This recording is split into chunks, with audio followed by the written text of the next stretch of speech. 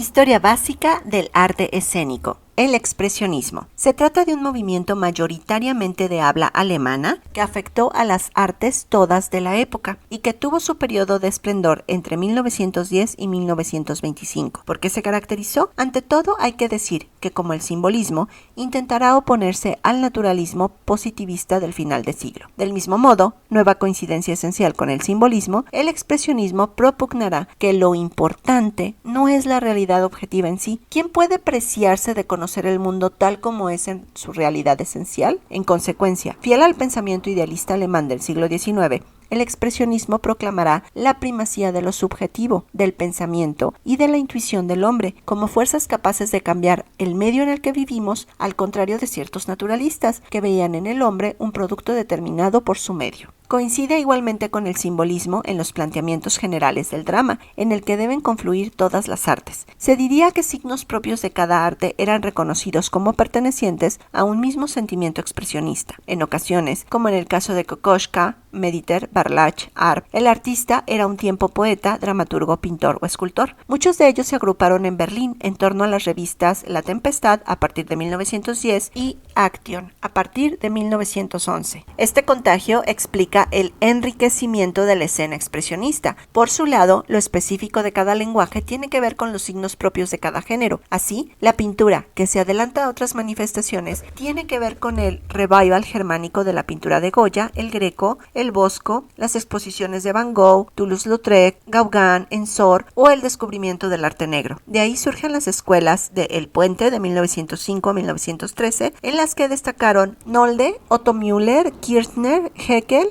y El Jinete Azul, en la que destacará Kandinsky, presunto creador de la pintura abstracta, quien en 1909 funda la nueva asociación de artistas que agrupa músicos, poetas, bailarines y teóricos del arte. Los expresionistas intentarán transmitirnos su peculiar visión del mundo, una visión inquietante ciertamente, pero ¿qué es lo que realmente perturba al artista? ¿Ese ser de acusada sensibilidad donde los haya nunca ajeno a su mundo? Sin duda, las fuertes tensiones de tipo social e ideológico provocadas por las reivindicaciones de signo socialista frente a las tendencias conservadoras e inmovilistas de la aristocracia y los estados. El hombre se cuestionará, partiendo de ahí, la organización moral de Occidente cristiano. Descontento con él, reclamará en sus declaraciones y manifiestos insistentemente un nuevo tipo de sociedad, un hombre nuevo, un mundo de paz y de concordia. Las distorsiones en el arte teatral. En su arte, no obstante, solo podrá reflejar, de momento, la distorsión reinante, su oposición manifiesta ante un estado de cosas que va dando sobradas muestras de preocupación. Primera revolución en Rusia en 1905, guerra ruso-japonesa en 1904, anexiones de Bosnia y Herzegovina por parte de Austria en 1908, la revolución china en 1911, la guerra de los Balcanes en 1912, el atentado de Sarajevo en 1914, la Primera Guerra Mundial.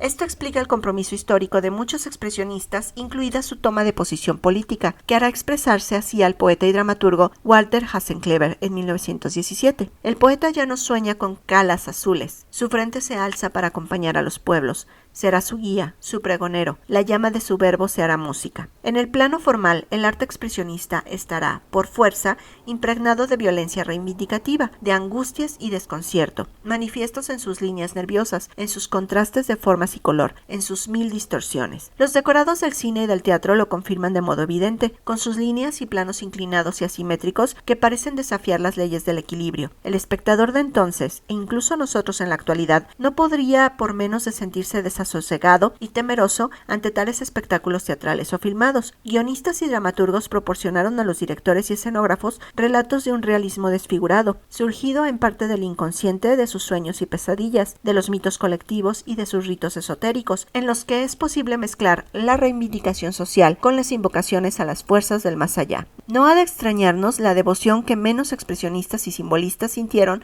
por el genio de Baudelaire. En el espectáculo expresionista se rompe el equilibrio y la proporción clásica. Se puede retardar el relato con paréntesis, monólogos exaltados o turbadores silencios. Todo ello exigió del actor un temple nuevo, una dicción y unos movimientos acordes con el resto de los lenguajes escénicos, al tiempo que un gesto capaz de pasar de la serenidad a la locura. Una actriz, Leontine Sagan, recordará más tarde su época expresionista. Lanzábamos lanzamos las palabras al público como si fueran piedras lanzadas por una catapulta. El cine expresionista constituye el mejor documento para comprender hoy en día la poética del actor y su inserción en el medio escénico. Hay que precisar que el cine expresionista aparece con un retraso sobre las otras artes de más de un decenio, con las ventajas que este hecho puede suponer en la creación de ambientes, relatos, figuraciones y actuaciones por parte de los actores. Pese a ello, no todos los actores consiguieron desprenderse del realismo en el cine, lo que equivale a decir que no estuvieron a la altura de la figuración expresionista. La historia del cine ha retenido algunos títulos expresionistas, como El gabinete del Dr. Caligari, El golem,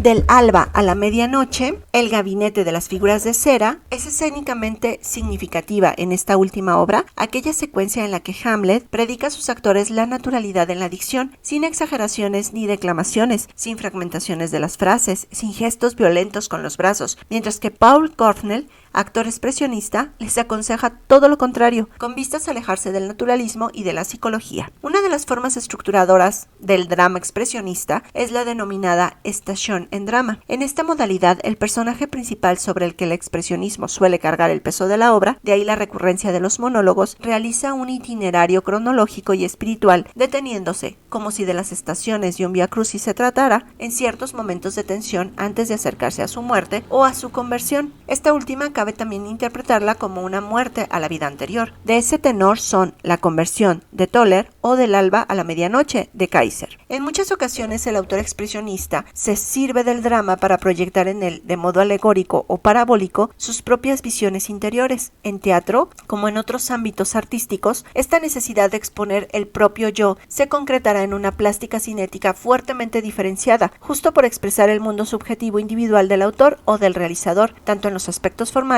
como en las tensiones sociales, religiosas e ideológicas. Destacable por su originalidad es el caso, entre otros que no podemos aducir aquí, de Lothar Scheider, autor del drama Noche, que en 1918 dirige en Berlín,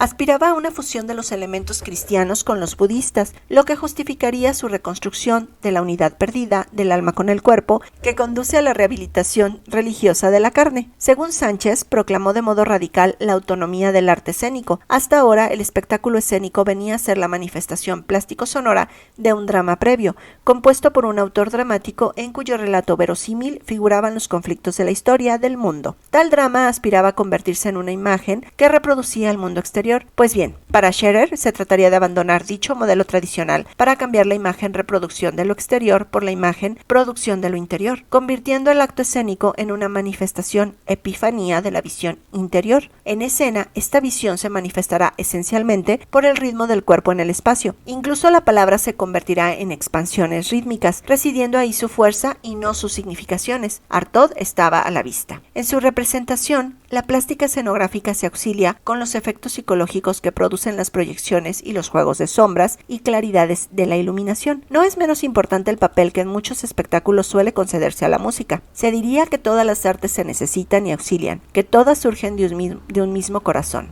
El decorado expresionista. Aunque los escenógrafos no coincidieron siempre en sus realizaciones escénicas, sí parece que estuvieron de acuerdo en la filosofía que los guiaba. Según esta, el decorado debía excluir todo tipo de naturalismo que dejase al espectador en la corteza de las cosas y de los sentimientos. El decorado y el juego de los actores no habría de construirse a partir de la historia detallada de la obra, sino de sus líneas de fuerza, de sus momentos de exaltación, de sus gritos. Solo así podrá conmover al público hasta la angustia, si es preciso. En 1917, la representación de El Mendigo mostraba a los actores en figuras acordes con las líneas resaltantes e inclinadas del decorado. Si añadimos a esto la tonalidad totalmente negra del decorado y los posibles juegos con luces y penumbras, comprenderemos la denominación de esqueléticos que se les dio a estos decorados. Se rechazará toda maquinaria o artificio moderno que distraiga de las líneas de fuerza del espectáculo y que impida, pretensión constante de los expresionistas, que el público entre en el mismo. Algunas experiencias expresionistas han llamado la atención de los historiadores del teatro, entre ellas la del Gran Circo de Berlín,